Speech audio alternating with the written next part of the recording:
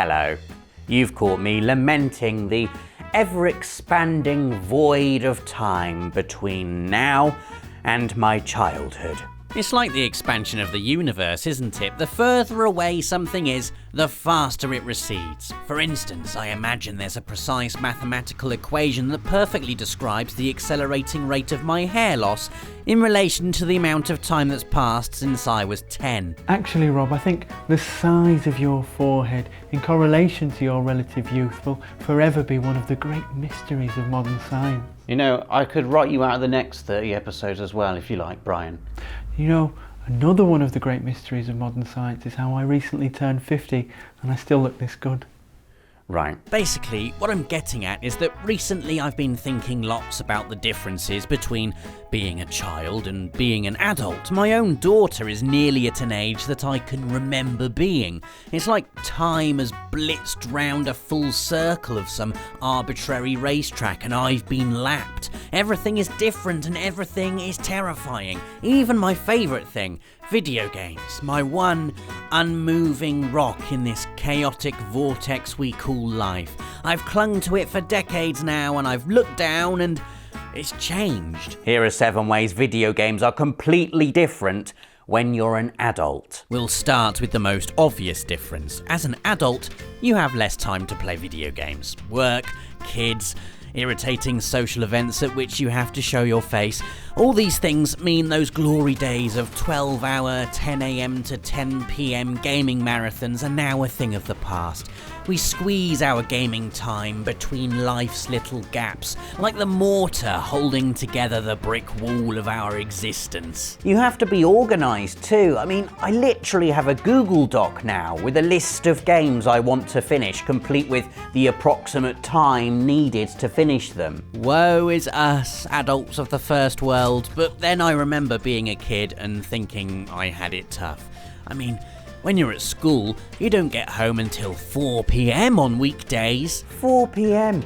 You're home by 4 p.m? Which means even if you had a strict early bedtime enforced by evil totalitarian parents, you'd still get a good 5 hours of game time every day. Now I know those strict early bedtimes are so beleaguered parents can have some tiny amount of time to themselves in the evening. Also, kids, you're on a holiday all the damn time. I swear, it's always half term of some kind. I remember using my holiday to just play games all day, every day. I finished Final Fantasy IX in 4 days. 4 days. I've been trying to finish the PS4 re-release and have so far managed a grand total of 5 hours since it came out last September. To be fair, that's mostly the fault of all the other games that have come out since then, but still, the biggest difference between gaming as a child and gaming as an adult is time. Kids, cherish your freedom.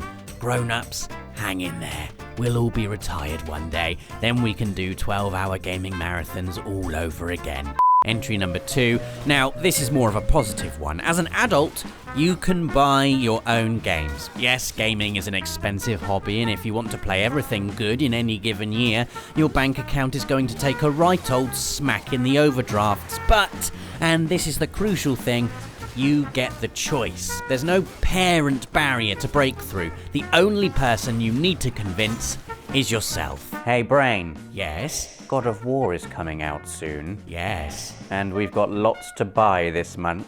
Yes.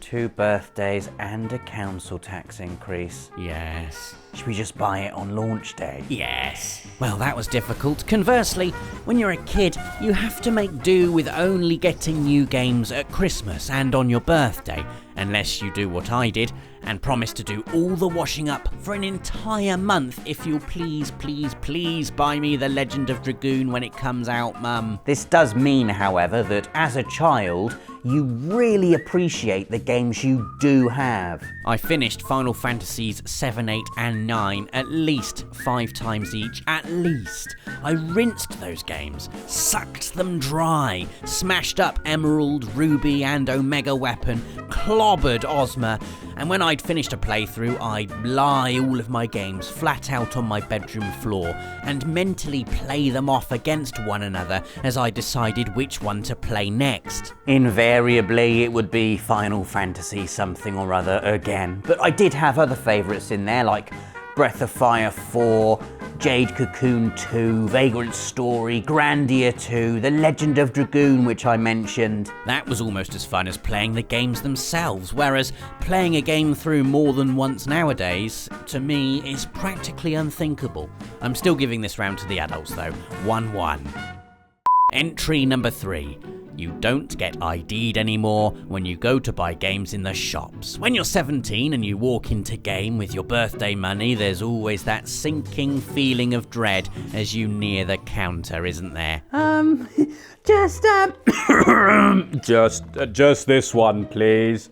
Gonna need to see some ID, please. I've left it at home. As a kid, you dreaded being asked for your ID when buying games. Whereas now... Here, just this one, please. Yep. Cheers.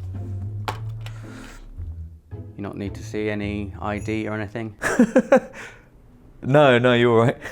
Look, just because I've gone bald a bit early, look, what if I wear a hat? There, see? Do I really look that old? Your granddad has a hat like that? The fourth entry on our list of ways video games are completely different when you're an adult is that now you're an adult, you suck. One game in particular really rammed this point home last year, Crash Bandicoot Insane Trilogy. Everyone remembers playing the original Crash games back on PS1.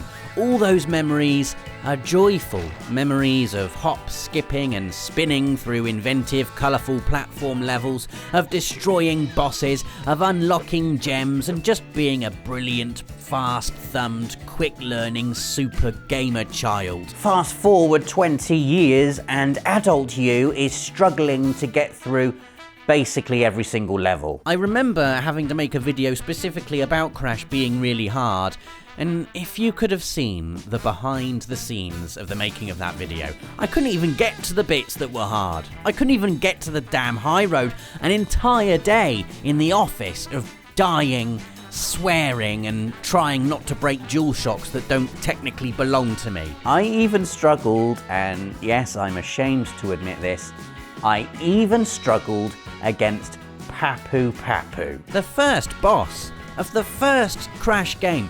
All you have to do is jump over his stick. Here's me failing to do that. Again and again.